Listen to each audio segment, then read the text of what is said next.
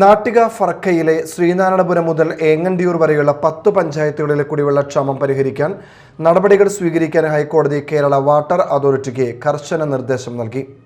ഇടയ്ക്കിടെ പൊട്ടിപ്പോകുന്ന പഴയ പ്രീമോ പൈപ്പുകൾ മാറ്റിസ്ഥാപിക്കാനും കപ്പാസിറ്റി കൂടിയ പുതിയ ജലശുദ്ധീകരണശാല സ്ഥാപിക്കാനും 2015 വാട്ടർ അതോറിറ്റി നടപടികൾ ആരംഭിച്ചു.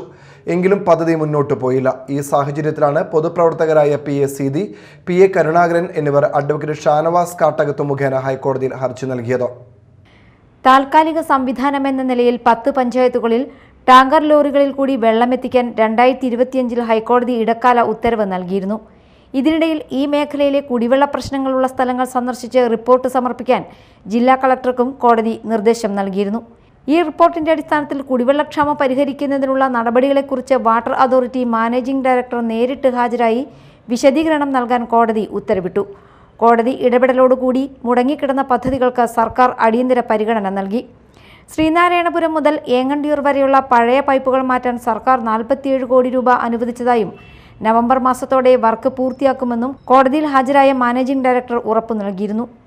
അതോടൊപ്പം വെള്ളം പമ്പ് ചെയ്യുന്ന വെള്ളാനിയിൽ ഉയർന്ന ശേഷിയുള്ള പുതിയ ജലശുദ്ധീകരണശാലയും വൈദ്യുതി കൃത്യമായി ലഭിക്കാൻ സബ്സ്റ്റേഷനും മറ്റും സ്ഥാപിക്കാൻ കിഫ്ബി 110 കോടി രൂപ അനുവദിച്ചിട്ടുണ്ടെന്നും ടെൻഡർ നടപടി തുടങ്ങിയെന്നും കോടതിയിൽ നൽകിയ സത്യവാങ്മൂലത്തിൽ വാട്ടർ അതോറിറ്റി വ്യക്തമാക്കിയിട്ടുണ്ട്.